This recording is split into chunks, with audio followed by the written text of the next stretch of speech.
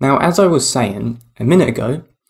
there is the existence of energy in psychology which can be used as means of manipulating energy or social energy, which exists and is the fundamental principle to life on Earth, because you've got energy, the social energy, the will, or whatever it is, the libido, whatever you want to call it. You have all these different interpretations of what energy is, and then you've got, on the other side of that, the psychology of how that energy can be manipulated. So within the psychological realm of this, you can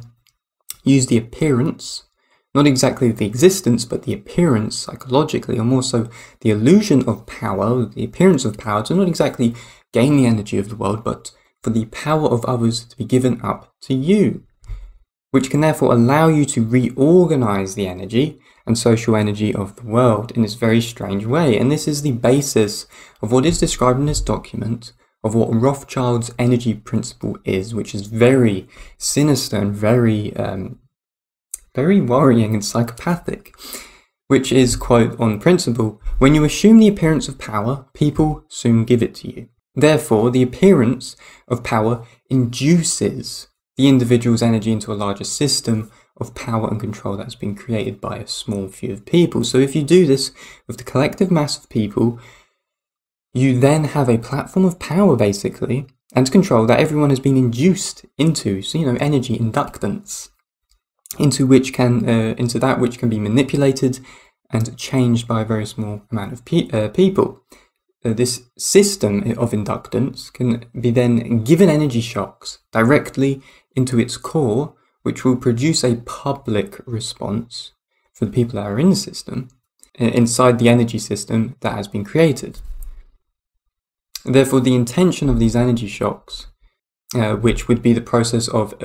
something they would describe as psychoeconomic engineering through economic shock testing, is to uncover intelligence on a macrocosmic level regarding the psychology of humanity in relation to how they react to the system. This therefore allows the development of methods to further unconsciously induce the collective psyche more and more into a further acceptance and codependency for the system itself. For example, something they describe as what would be a economic shock test would be selecting a staple commodity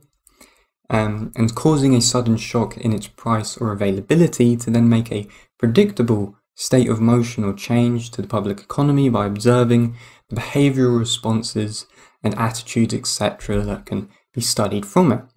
This, and to many other things, is the foundation, really, that can be found within this document as described,